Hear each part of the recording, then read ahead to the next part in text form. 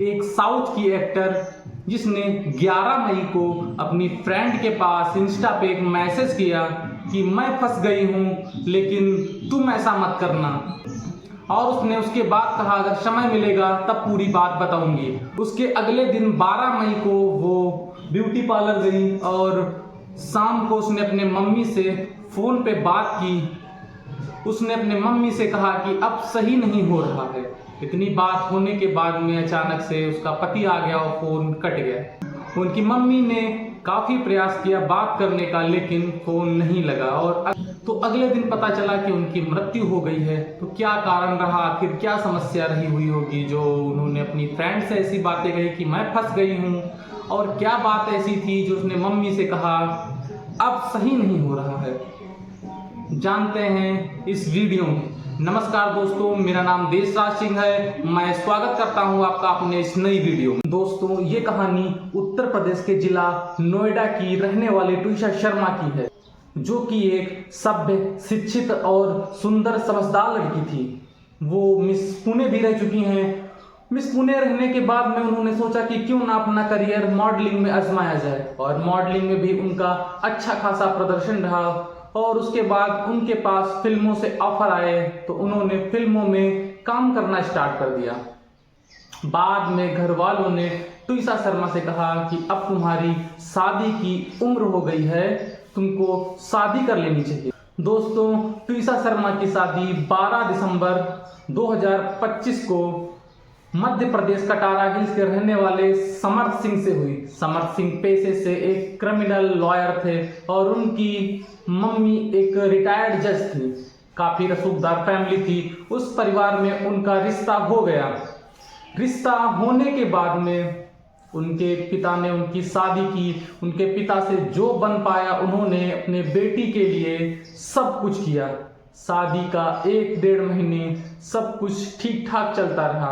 उसके बाद में ट्विशा शर्मा की अपने पति से थोड़ी सी आपसी मतभेद और मनमुटाव होने लगा। महज 11 मई 2026 को उसने अपने फ्रेंड के पास मैसेज किया और कहा कि मैं तो फंस गई हूँ, तुम ऐसा मत करना, और समय मिलेगा मैं तुमको बाद में पूरी बात बताऊंगी। उसके बाद अगले दिन वो दिन में ब्यूटी पार्लर गई और शाम को 12 मई की शाम को उन्होंने अपने मम्मी के पास फोन किया और अपनी मम्मी से कहा कि अब सही नहीं हो रहा। इतना कहने के बाद में अचानक से उनके पति आ गए और फोन कट गया, जिसके बाद उनकी मम्मी ने कई बार प्रयास किए लेकिन उनका फोन नहीं मिला, बात नहीं हो पाई।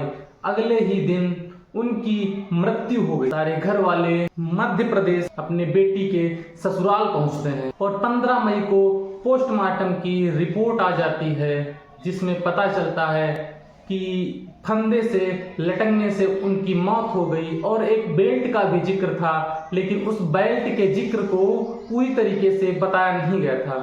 उनके माता पिता को लगा कि ये साजिश है, एक जाल है, इसलिए उन्होंने थाने में FIR करने की कोशिश की। पोस्टमार्टम की रिपोर्ट आने के बाद में ट्विशा शर्मा के माता पिता ने बिल्कुल ही मना कर दिया कि उनके बेटी की बॉडी को उनके ससुराल वालों को ना दे करके हमें सौंपी जाए, क्योंकि उनको लगा था कि ये जो रिपोर्ट आई है ये गलत है। उन्होंने उसके बाद में कंप्लेंट की और 17 मई को धरने पर बैठ गए सीएम आवास के सामने। सीएम आवास के सामने धरने पे बैठ गए। उसके बाद में सोशल मीडिया पर justice for Twisha Sharma trend करने लगा।